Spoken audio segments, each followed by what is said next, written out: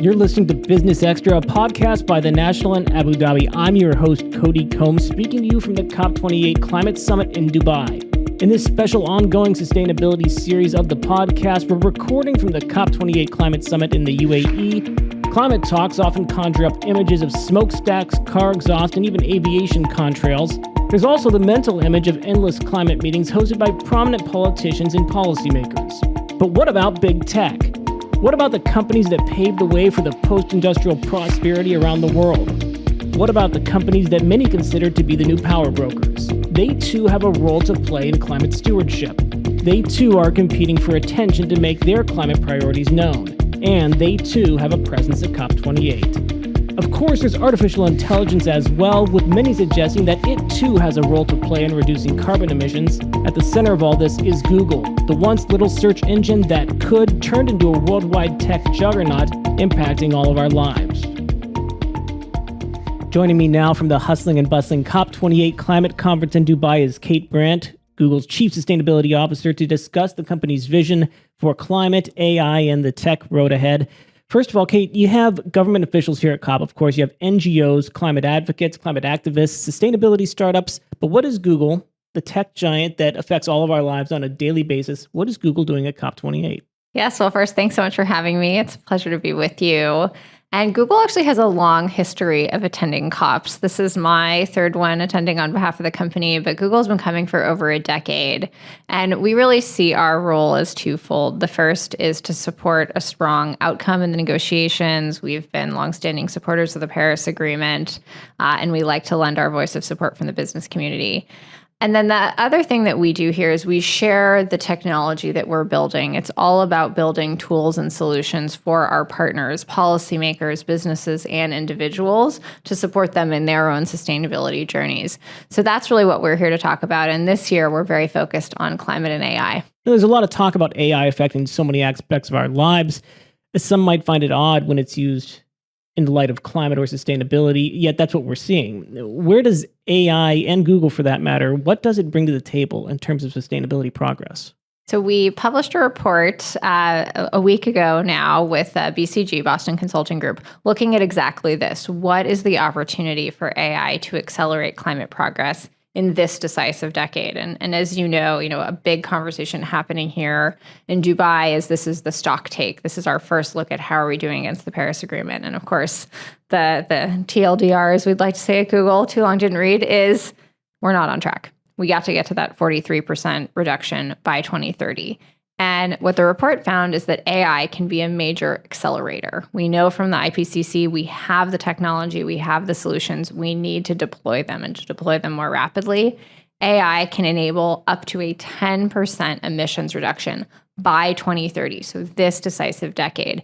And just to kind of put that into context for you, that's roughly the equivalent of the emissions of the European Union. So big opportunity to help drive progress with the existing solutions we have today. Back in October, Google announced something called Project Greenlight. What is it and how's it going? Yes. So in this report, we identified 3 opportunity spaces for AI: information optimization and prediction. So this sits squarely within that optimization opportunity space. Greenlight is a fantastic initiative out of our Google research team. And Greenlight is based on the insight that at traffic lights in cities, there's 29 times more emissions when cars are idling. So not only is it annoying to sit as a red light, as we all know, but it's really bad for the environment and for air quality for that community.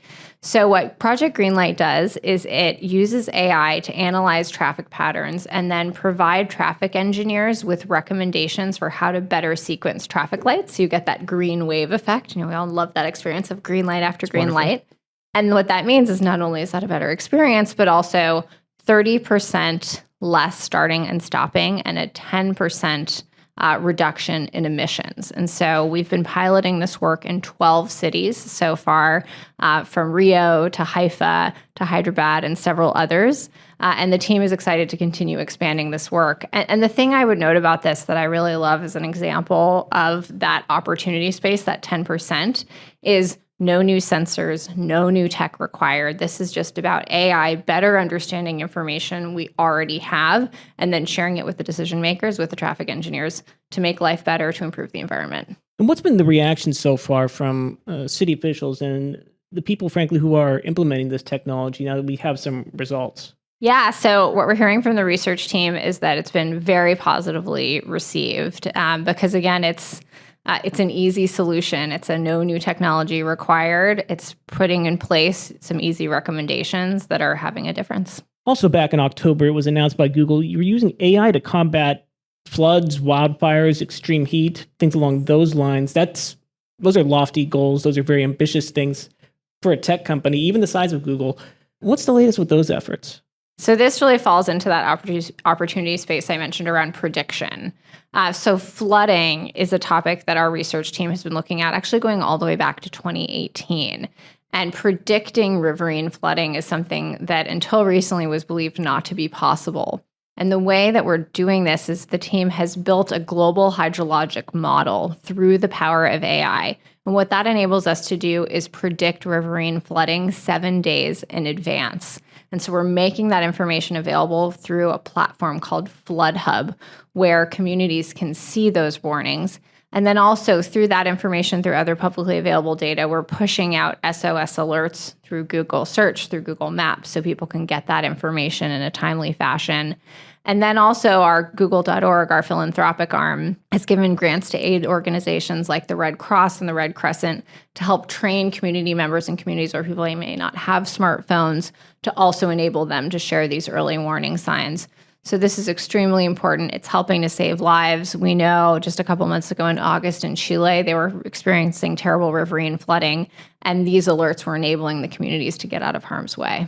Just a few months ago, Stuart Russell, prominent computer scientist from University of California, Berkeley, said that while there's hope with AI, he warned against something he called actionism. He said AI can help around the edges, but then he said something to the effect of, quote, but climate is a collective action problem. We already know what to do, but we're just not doing it. Do you think that there's a happy medium to be struck with that? I mean, we can do more with AI, but also we as individuals need to take that information we know, we learn from AI and implement it. Yeah, I mean, I think AI is fundamentally about enabling. It's about enabling people and organizations to do more, and in this case, to take action. And I think it comes back to what we were talking about a moment ago. We have the technology, we have the solutions, we need to deploy them more rapidly. And so these insights around optimization, the other opportunity space we haven't talked about yet is information. AI presents such a powerful opportunity to make information more accessible. And so we have great examples of that. We teamed up with the UN recently on a platform called Data Common for the SDGs. So this is a partnership with UN Statistics. They have all this information about how are we doing against all of the SDGs, climate, and beyond. And this tool brings together all of that data with an easy chat interface so you can ask it questions about progress. And that's one of those great examples around unlocking information so people have more insights to make more progress. You talked a little bit about being more efficient with technology and how technology is used, and you kind of said, okay, we can save X amount of energy. That's the size of, I think, the UK. Is that something to that effect? 10% of global emissions, which is equivalent to the European Union, in fact. Those are amazing numbers. What doesn't get discussed a lot is the carbon footprint of the web. Some estimates say with servers, the whole thing, the carbon footprint is equal to that of the aviation industry. In what ways can that be curtailed, making perhaps servers more efficient, or even making the coding more efficient so it takes less energy? Is that something in Google's wheelhouse? Absolutely. No, I'm so glad you brought that up because, of course, we see huge opportunities for AI, but it also needs to be managed very responsibly, and that includes the environmental footprint. And so in that paper I mentioned that we published recently, we go into great detail about this. We don't only talk about the opportunities, we talk about the risks that need to be managed. And the most recent study that we point to is from a paper published last year that points to globally data centers represent about 0.1 to 0.2% of emissions. So that's still a relatively small number. But what we know is that AI is in an inflection point, and it's hard to predict what the energy consumption is going to look like in the years to come. And we actually identify that as a research gap where more work is needed. But there's several things that we know from Google, from companies that have been building and managing hyperscale data centers for a long time, that we can make them highly efficient. So first, that's the first principle. We need our data centers to be as efficient as possible. And at Google, we've been driving on that for years. Today, we're getting about 3 times more compute for the same amount of electricity as compared to 5 years ago. Then there's how you actually train the models themselves. And my colleague, Dave Patterson, published a paper last year sharing best practices for how you can much more efficiently train models. And it pointed to solutions that can reduce the energy consumption by 10x, the emissions by up to 1,000x. Then there's the hardware for the AI. The TPUs, the tensor processing units, is what Google's using to run a lot of its AI models. There, we're also driving on making those as efficient as possible. And one of our most recent models, TPU v4, is twice as efficient than the previous one. And then the fourth piece of the puzzle is the energy that powers the data centers. So we can make them as efficient as possible, but they're still going to require energy. We want that to be what we call 24/7 carbon-free energy. So that's carbon-free energy every hour of every day on every grid where we operate. That's our goal for 2030. We're 64% of the way there. So that's how we're thinking about it. We don't just talk about tech on this podcast. We talk about big picture future topics, but sometimes we have to look to the past to inform the future. 5 years ago, the title Chief Sustainability Officer, that title was few and far between. Now you see it more and more. And I guess what I'm getting at is it sounds like a really, really cool job. But can you just talk a little bit about your job? What does that entail, Chief Sustainability Officer? Yeah. So you're absolutely right. I think that we are seeing a growing number of CSOs across businesses. And I've been really fortunate. I've been a CSO for over a decade. My first CSO role was actually in the U.S. federal government. I was the first federal Chief Sustainability Officer under President Obama. And now I've been in this role at Google for 8 years. So what the job really entails is you get to work with your entire business. I am working every day to think about our strategy for how do we bring forward more solutions for individuals, for businesses, for cities to help them solve their climate challenges. And then, of course, thinking about our own operations. How do we continue driving progress in how we operate our data centers, how we engage with our supply chain? And then I also get to join, you at events like this. A lot of it is about partnership. It's about getting out there, understanding people's needs, building more partnerships, and I'm always learning. So that's one of the things I love about this work.